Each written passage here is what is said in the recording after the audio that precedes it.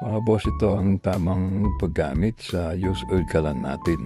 Noong una, lagyan ng isang tangke at patuloyin ang oil bulb hanggang sa mapuno at mapunta doon sa chamber. Yan. Lagyan ang paligid ng use oil. Yan. Hintay lang natin mga boss na mapuno yung paligid ng chamber. Kahit anong use oil ang pwedeng gamitin dito mga boss, na mantika o use oil, engine oil, pinag-change ko na ng motor. Tapos yan, lagyan mo ng paringas, tissue.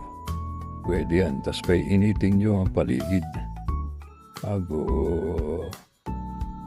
yan.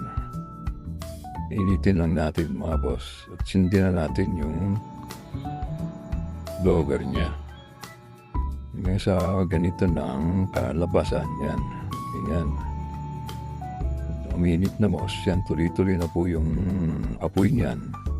Pwede nyo nang at kapag na-stable niyan, pwede na yan.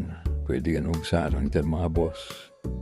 At pwede mo nang lakasan yung apoy gamit ang blower niya. Yan. Yan. At atensyon nyo na yan, yung lakas ng apoy. At kapag stable na ang kanyang apoy, mga boss, at blue flame na, kahit patak-patak na lang po ang supply ng langis. Yan. Patak-patak lang po.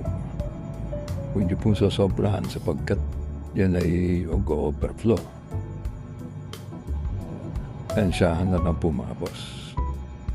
Para pagka sa umpisa, nahihirapan po kayo dito, pero pagka na-perfect nyo na po at na tutunan nyo na ang paggamit, kayang-kaya na po yan. Easy to operate na naman. Hindi po boss, mga salamat. Ayan sir, blue flame na tayo. Prenax test kagad natin dito sa labas.